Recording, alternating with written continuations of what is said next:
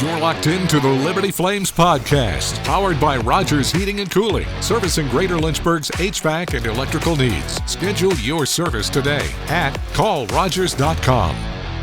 The Liberty Flames mobile app is a must-have for game days. When you download the app, your access to Flames Nation is in the palm of your hand. Listen to our live Liberty Flames Sports Network audio broadcast. Click the Media tab, and under Audio, find the live broadcast in progress. Football, basketball, baseball, coaches shows, all right here. Purchase and manage tickets to the next Flames home game. Click the Tickets tab. Select Purchase Tickets. Then you have the ability to buy seats to the next game. Download those tickets directly to your device and scan them at the gate. Or select Manage Tickets to download your previously purchased tickets or parking pass. Transfer or sell your tickets easily through the Manage Tickets button.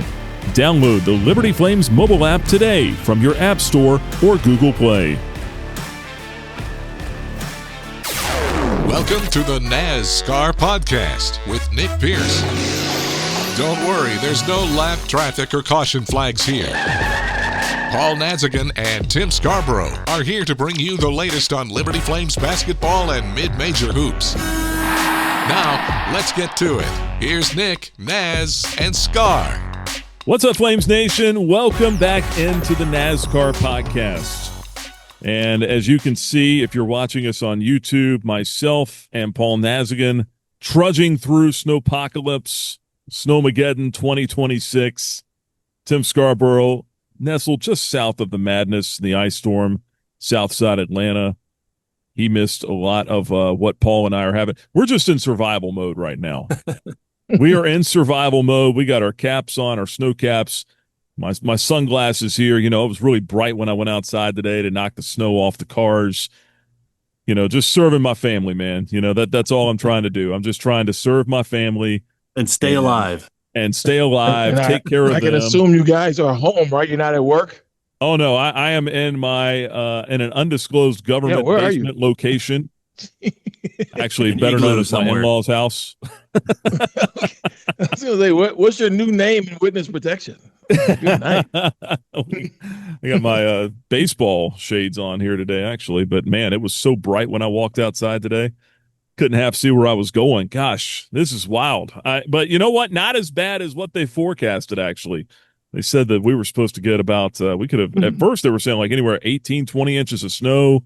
Then that changed to it's going to be a devastating ice storm, which it was for a lot of folks. If you're watching or listening to us in Alabama, Oxford, Mississippi, I know they got it pretty bad. Nashville's actually pretty bad. Some other locations too.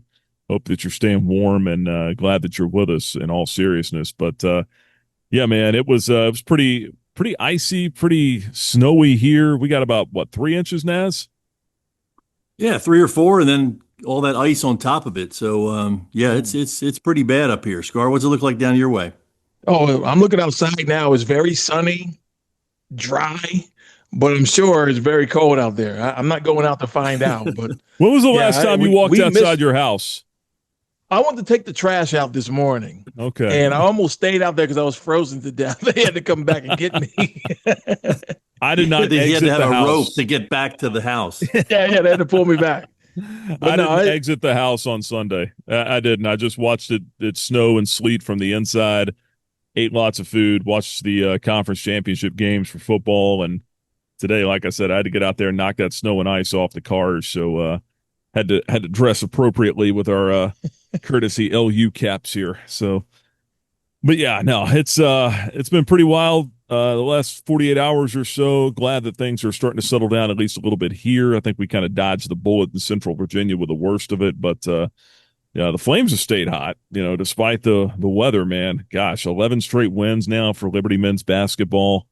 Flames are 9-0 in Conference USA. First 9-0 Conference USA team since that FAU squad that went all the way to the Final Four a couple years ago. We've talked about that already, but man, they just keep finding ways to get it done, fellas. I mean, you look back this past week, had one on the road at Western Kentucky, got that win by 2 on the road, 55-53 last Wednesday.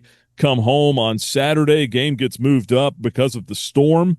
Supposed to play at 6 o'clock originally. They move it up to 1 o'clock early afternoon. Flames end up winning that one 67-51. Naz, you were on the call for that one. Scar, I know you were watching along as well. I was going to be in the building that day, but the Snowmageddon preparations kind of pulled me away. I was trying to prepare our house. I was doing things. I was covering up our heat pumps, all this. But I got to look back at some of the numbers and kind of track what happened. As you were on the call, a little bit of a slow start for the Flames, but they were able to quickly kind of overcome that. Yeah, it was interesting, and some of it is, you come off of that, and you guys, will know this, have seen this happen before, but you come off of the Western Kentucky game where they shoot 17 threes, and then then you have a game where they're a little bit flat, and I think the first maybe the time change or the game time change, but they just weren't hitting. They were getting really good shots. Delaware plays that one kind of a 1-3-1 zone, and they were moving it around, and the threes were not falling right away. And then kind of like we've said, Nick, like you just sort of said, they said, all right, let's try to pick apart the zone differently, and they really started getting some good ball movement and got some people inside that zone and really picked it apart. I was amazed that they stayed in the zone that whole game pretty much. They never adjusted, and maybe they're taking the Syracuse Jim Boeheim or the Temple John Chaney approach that no matter what, we stay in our zone. But I was, and maybe it was just we can't match up with guys like Caden Matheny and Colin Porter chasing them all around the whole building, right? I don't know, but it's usually when a team starts scoring on that defense, especially when it is a zone, you get out of it and you go, all right, well, listen, we got to match up. They never did. And so, Liberty just kind of picked them apart the rest of that whole second half. I think some of it too, Naz, some of it too might be that Delaware's pretty banged up right now. I mean, they're missing some bodies. You're exactly right. Yeah. Yeah, you're exactly right, Nick. That's what I was going to say. They are. I mean, everybody's kind of shortening their bench at this point, and they're even shorter. So they really are playing like six guys. All their top five play 35 plus minutes. So I think they were just resigned to just like, this is all we got. We got to save energy. And really for the first half, it really was a great strategy. They stayed in the zone and they really slowed the pace down. And they were only down by 4 or 6 points at half. And so, they're just trying to, manufacture any kind of momentum and whatnot. But you kind of feel for them. I mean, it's like, they're not at full strength and they're playing again in a really tough conference. And then Liberty, clicked it into gear and second half pushed it on out. And turn around, they lost Tyler Hauser as well in that game. Delaware did after just 24 minutes. That's another one of their starters. Goes down with just 6 points. They had a couple guys in double figures. So did Liberty, though. Brett Decker Jr., the guy just keeps doing his thing. I mean, 34 minutes, 25 points. That's his 8th 20-plus point game of the year. 6 threes. Then J.J. Harper ends up with 10 as well.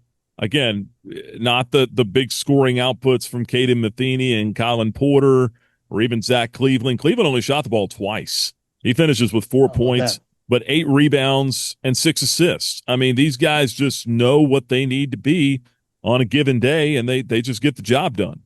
So here's a question for you guys. So, when you start thinking about voting for postseason accolades, and you look at a team like Liberty that's very balanced, because I'm thinking about Brett Decker Jr. He's the best player in this league as far as I'm concerned, the way he's playing right now. But he's not the leading scorer in this league because he doesn't take the volume of shots that some other guys on other teams. He is top 4, though. I mean, it's not like he's not scoring. But, I started thinking about, it seems like Matheny certainly deserves an all-conference. Then you think about Porter. I think he can get in there. Cleveland for sure. I mean, he's candidate for player of the year as far as I'm concerned. Right. There are people around the country that think they're calling him a unicorn, think he's the most unique player in the country. So then you have Brett Decker. I mean, you have 4 guys on Liberty's team that deserve really first team all conference. And I know that's not going to happen. It probably never will happen in a Division I conference with 10 or more teams. But it's an interesting conversation to have when you consider no one is really, other than Decker, is really separating themselves in terms of scoring. But the way they're all playing so well. And the record is reflected in that, right? That 9-0 record is not by accident. The 50+% shooting from the field as a team, a 40+ shooting percentage from the 3-point line, and they continue to do it. We saw that hot start. Now, I was wondering back in November, December, can this team shoot 40% for the season? It seems like they can at this point. I mean, they are what they are. They're a really, really good shooting team. Yeah, Scar, you raise a really interesting question. And, if you remember last year, Liberty had nobody on first team. And then they went on to win the championship. So it's a real thing that when you have a team, like you mentioned, that are like the guys are all, putting up good numbers, but the way it's so balanced and they're not the way eye-popping numbers, right? They're really right, exactly. Solid numbers. They're solid numbers, but so it's like, you hate to say it, but do they hurt each other? Because it's like you said, they're not going to put 4 guys on first team. But again, it's interesting, and the voters will have to work through that. I know all 4 of those guys couldn't care any less about it, so that's good. They are focused and game to game, and the big picture is getting back to the championship. Yeah, and you said it. I mean, those guys on a given night couldn't care less about who's getting the points. But that's part of it. As on a given night, it might be Caden Matheny, it might be Brett Decker, it might be Zach Cleveland, and so they, like you said, they kind of pull from one another. When you look at just the voting this year and how it's going with as far as the players of the week, I mean, you look at this past week, you had co-players of the week in the conference. You had Scar's boy, Po Boy King from Sam Houston. He and Michael Osei Bonsu from Missouri State, co-players of the week in Conference USA. And then Trey Simpson for Kennesaw State. He's the freshman of the week again this week. That's 3 straight weeks for him. Yeah. I thought Armello Boone early on might run away with that freshman of the year award, but Simpson's thoroughly put himself in the mix. Oh, he may not get it. Yeah, I think Trey Simpson's going to get it. With the absence of Simeon Cottle for obvious reasons, and R.J. Johnson and Trey Simpson have really stepped up their game. And that's what happens when you take a person that's dominant with the ball. Oftentimes, we take that person out of the lineup, other people feel free. I mean, we play with Bailey Alston, who was the most volume shooter in the history of basketball until Larry Blair came along, right? But when he took him out of the game, I don't know about you, Naz, but I kind of felt like, all right, it's kind of my turn to take some shots. So that's kind of what happens when you take a guy like Cottle out of the lineup. But just because you're taking those shots don't mean you're going to make those shots, right? But Trey Simpson, a really good freshman, and in conference shooting double figures on the year, and again, third straight player of the week for the freshman. I mean, he may get it.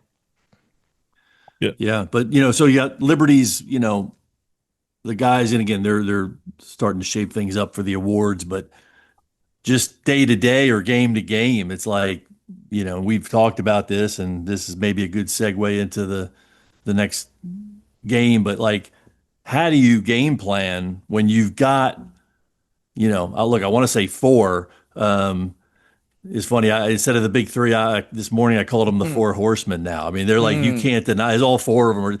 But then even JJ Harper now, you have a starting 5 that have shown on any given night. I mean, Harper's had games of 17 and 20.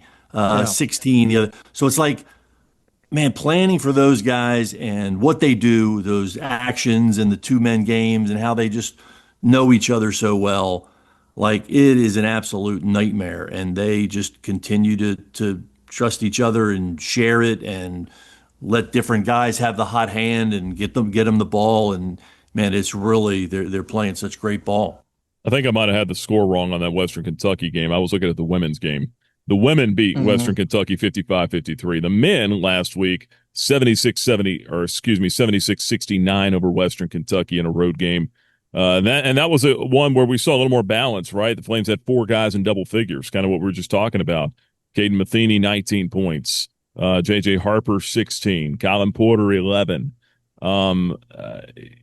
Decker had 15, 4 threes in that game.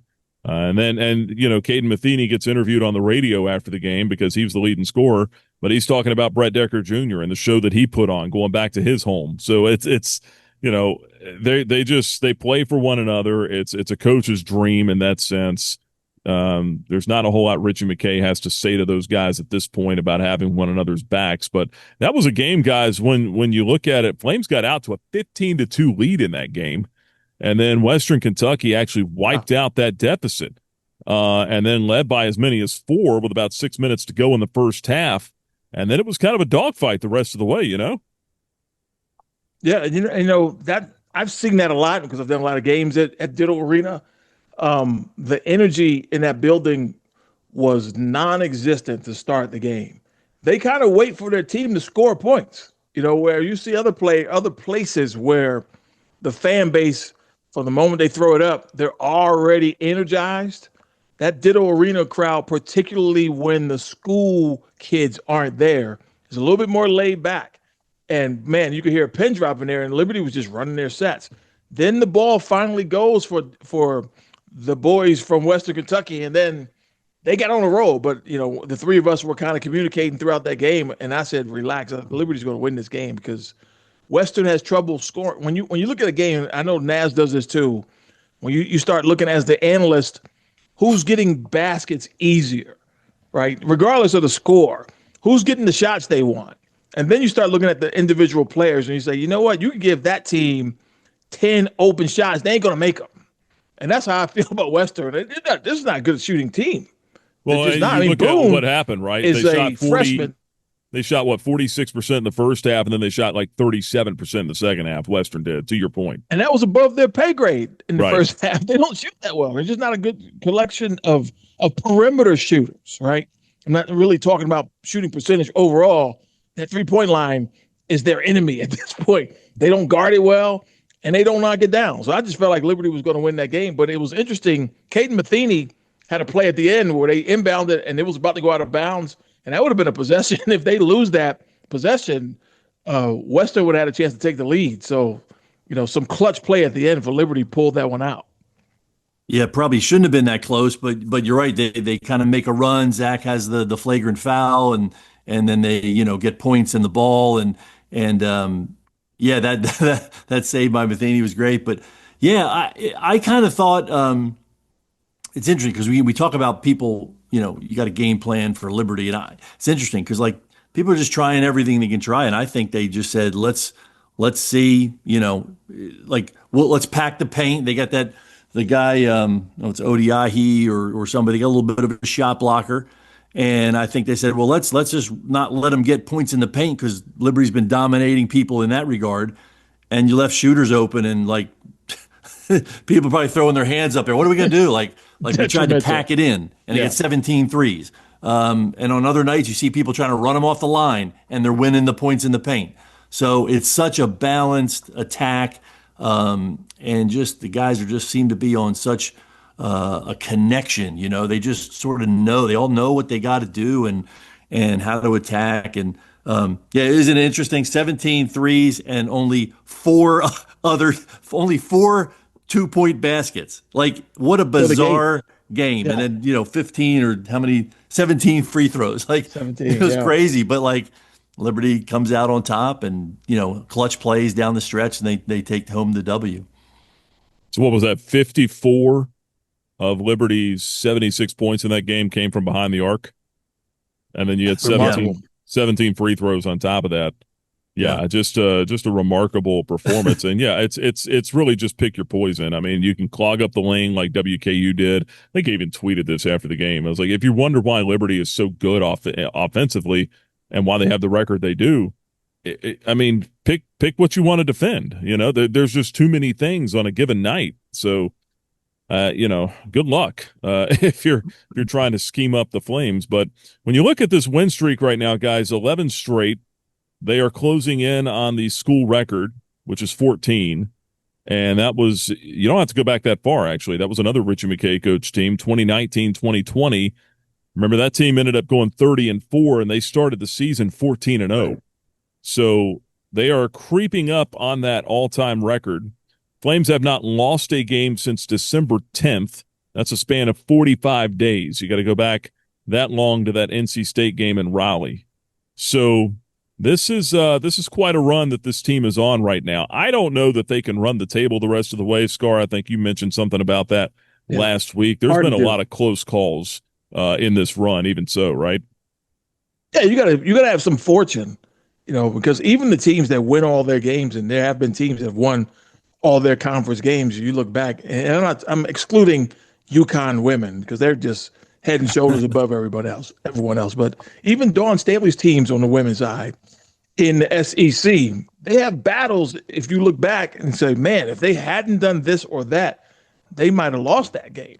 So Liberty is in that same boat. We mentioned the Western Kentucky game. That game was in the balance at the end. The FIU game went overtime down in Florida, where Liberty had to score 97 points just to win the game. So, yeah, and then this Thursday, I'm just telling you, it is hard to win in Murfreesboro, just like it's hard to win in Bowling Green, just like it's hard to win in Ruston, Louisiana. Road games, we saw how teams started off so slowly in Conference USA on the road. It's really hard to win. And then when you have that target on your back, like Liberty clearly does at this point, defending champs, undefeated, you got a national TV game on Thursday on CBS. And I'm just telling you, Middle is going to play the best game they've played all year. Don't expect them to give the game to Liberty. They won't. Liberty's going to have to go in there and take that game. And if they win or lose, I mean, it's not your season, right? It's not the Super Bowl, but you want to have a good performance if you're Liberty. You want to keep continuing to trend upwards. And if you go in there and lose, you shrug your shoulders, and then you have Delaware again on Saturday. So it's not the end of the world, but for Middle, it's going to be like their Super Bowl. Yeah, and Scar, two points to play off of your good points right there is like Middle's coming off a loss, and they know they've got to right the ship, and they're going to have Liberty to try to do it against. So this week they are working hard and scheming hard, and that's good. They're going to be ready for the primetime game, as you mentioned. And then your other point is dead on. Like, they are wanting to just play their best basketball and, just sort of being around the guys a little bit. Are they happy that they've got undefeated? Yeah. Do they really care? They're not playing to stay undefeated. You can feel it. They're playing to play their best basketball. And if they do lose, if and when that may ever be, they're not going to care about the streak. They're going to care about, hey, why did we lose? What do we need to clean up? They've got such a great. Depends on when that streak ends. If it ends in Huntsville, they're going to be very disappointed. Well, if it's whatever, you're jumping ahead there. But yeah, I mean, I think the focus is, are we playing our best basketball? Who's next up on the schedule? Let's get ready for them. And, I don't see a lot of the fanfare of, hey, we're undefeated in conference. So, once again, they have a mindset that I think is exactly where it needs to be. You're looking at Middle Tennessee. You talk about how tough it is to win in Murfreesboro. That's a team that has gone 8-1 at home this year. They have not lost a conference game yet at home. Their only home loss came to Belmont. It was pretty lopsided one, 83-62. That was back on December 7th, but you're talking about a Belmont team that's 18-3. So, Middle Tennessee is going to be a tough out at home. You look at some of the firepower they had. I watched them play. I think the last time was a couple weeks ago in that UTEP game. They lost it in overtime, but man, they've got some size and they've got some guys. I mean, Chris Loof kind of jumped out to me, Scar, looking at him, 6'11", 240. A guy that can score it. He can shoot it a little bit from the outside. We know about Lands, Kamari Lands, one of their top scorers, averaging 12, 13, 14 points a game, whatever it is. Arizona State transfer, 6'8", 230 guard. So, I mean, there's going to be some size that this team's going to have to deal with. A guy like Torrey Alston averaging 12 points per game. We've seen that bother this team at times, but the way that Liberty's playing right now, I don't know. I mean, how do you guys feel like that they match up with this Middle Tennessee crowd, which, by the way, them coming off a loss now, 3 games back of Liberty, 3.5? Feels like maybe some of the sizzles come off of this a little bit coming in, but I don't know. Let's one thing at a time first. Just talk about the matchups here so far. Yeah, let's talk about the matchup. And I like the coaching matchup, honestly. Nick McDevitt, longtime UNC Asheville player and assistant coach, and Naz and I know him well. He was an assistant under Eddie Biedenbaugh for many years. Then he took over when Biedenbaugh retired. So really, and he grew up in Asheville, by the way. So he literally lived his whole life in Asheville, high school, college, and his professional life.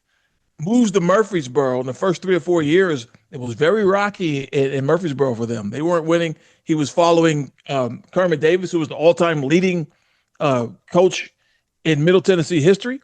And so he was following a legend, and the pressure was there. And I'm very grateful that they let him stay around because he is a good coach, and now we're starting to see it. They competed last year. I think they're going to compete for a championship this year. And you mentioned Loof, the big kid. He could give Zach Cleveland some trouble, but the problem is Zach Cleveland gives everybody else trouble at the other end.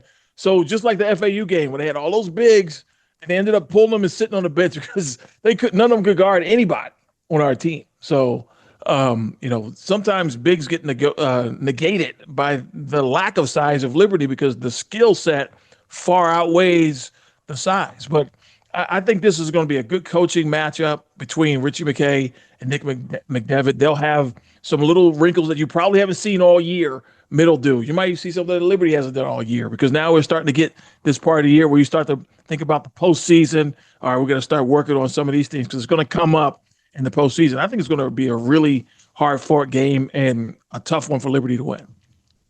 Yeah, and the stat or the aspect of the game that jumps out the most with Middle is they are great defending the three.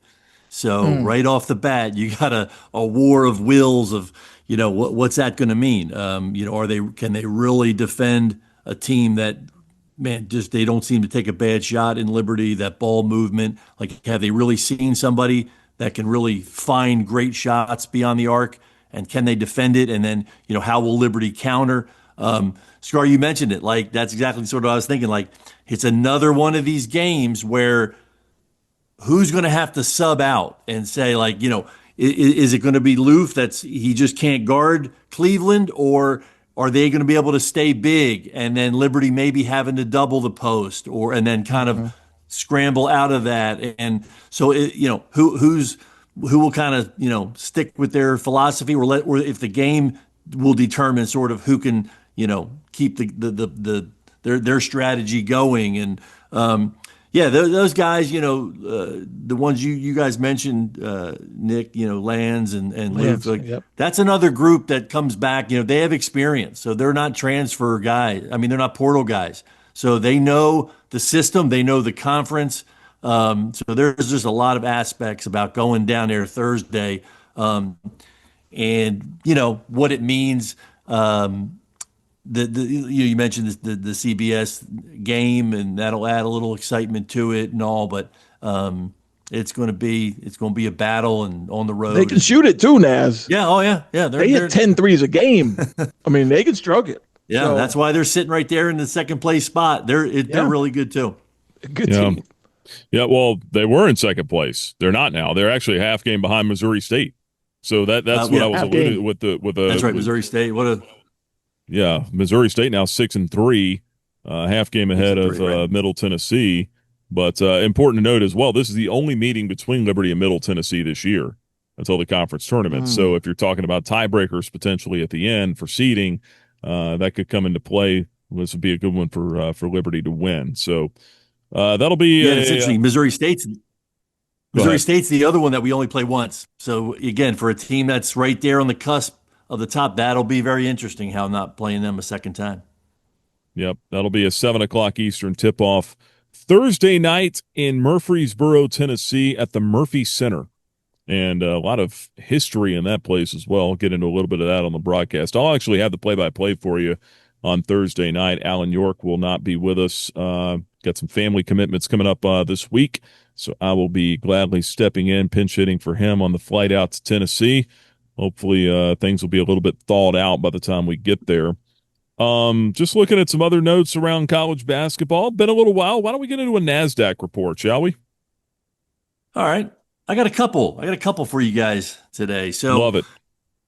Let's go first with the good news. So stock up. And again, we like to focus on the mid-majors and try to alert people to sort of some cool things that are going on at that level. And the stock up this week is Miami of Ohio. And I know you guys have seen this, but out of the MAC, they are undefeated, 20-0 overall, undefeated in MAC play, and just a great job. I know we watched the mid-major top 25, and they're leading it. I saw Liberty was kind of nestled right in behind them, and what a job they're doing. Their coach Travis Steele.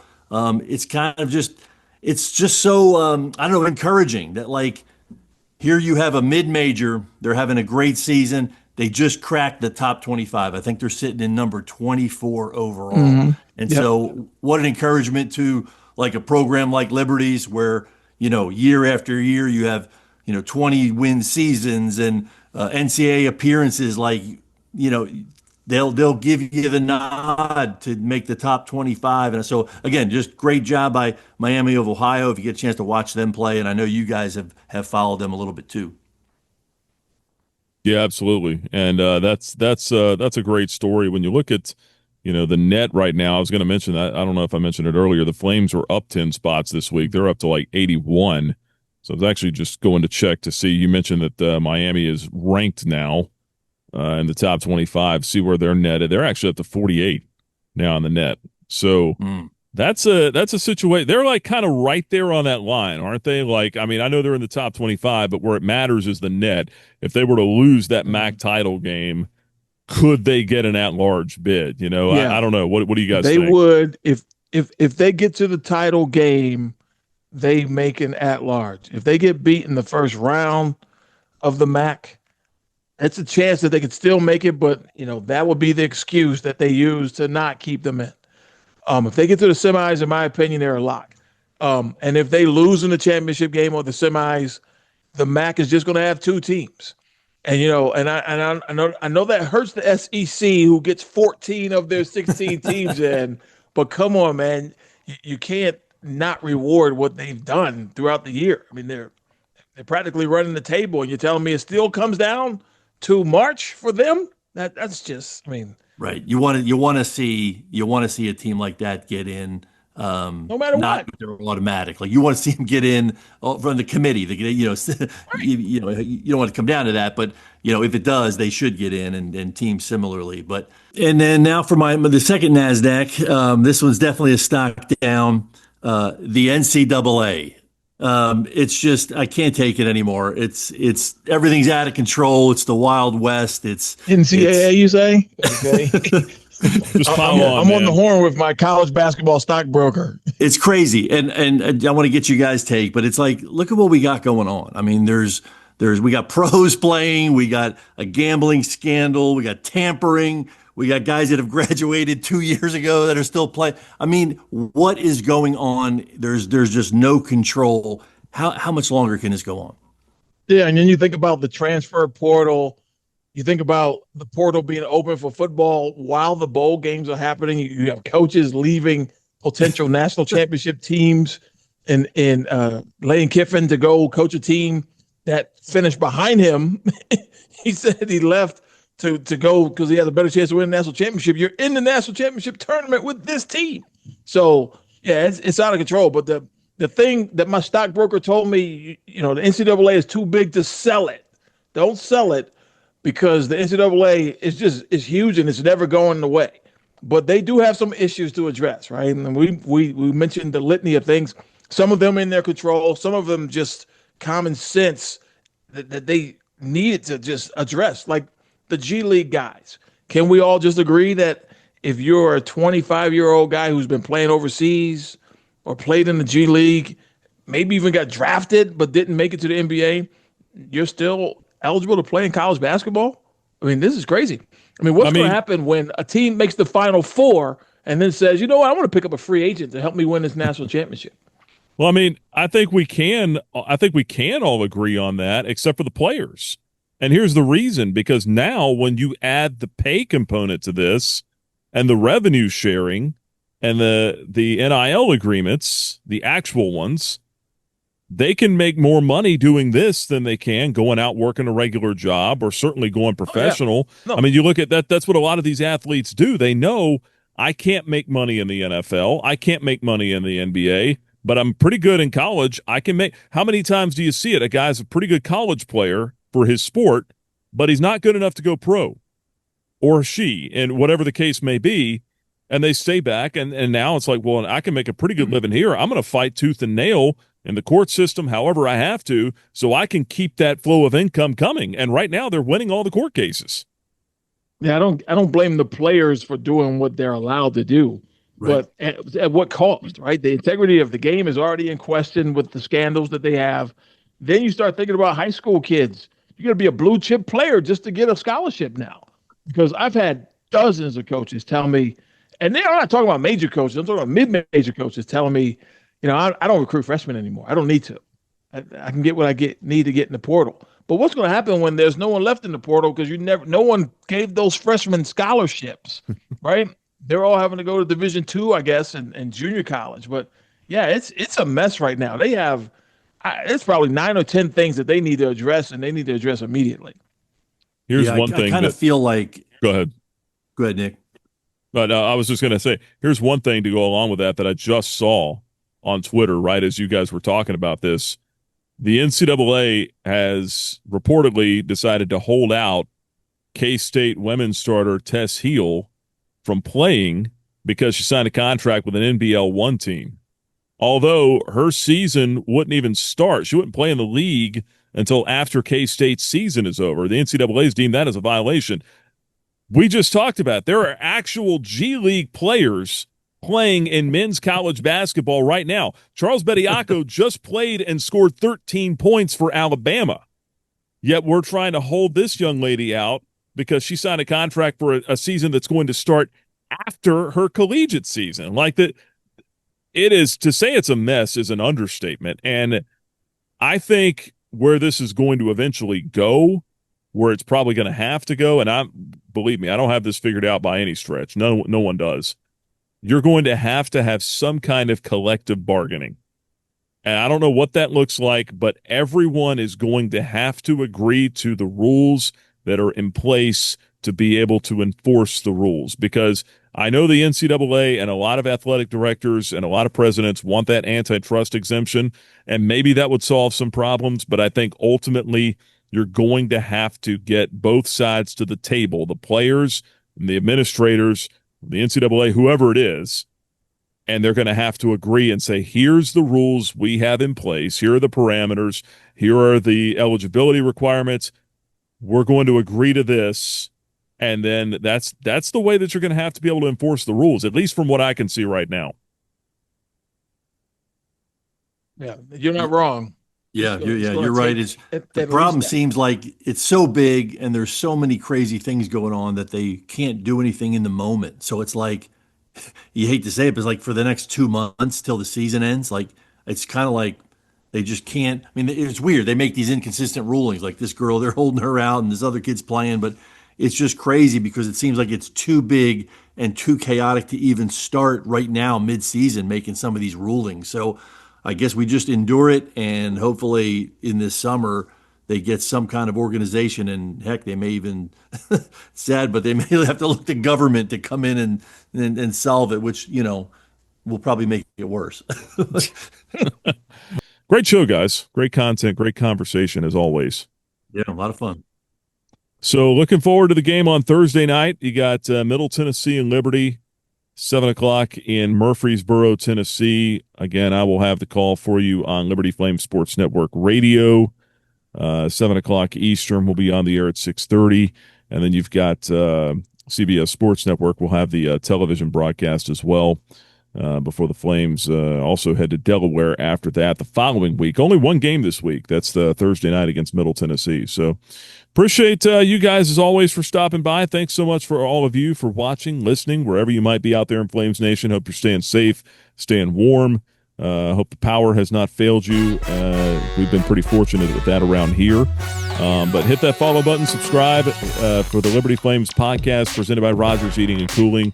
Servicing Greater Lynchburg's HVAC and electrical needs. Schedule your service at callrogers.com. Scar, Naz, appreciate it, man. Yes, sir. See you next week. Yes. Always good to have you guys along. And for the NASCAR podcast, I'm Nick Pierce. Thanks so much for stopping by, folks.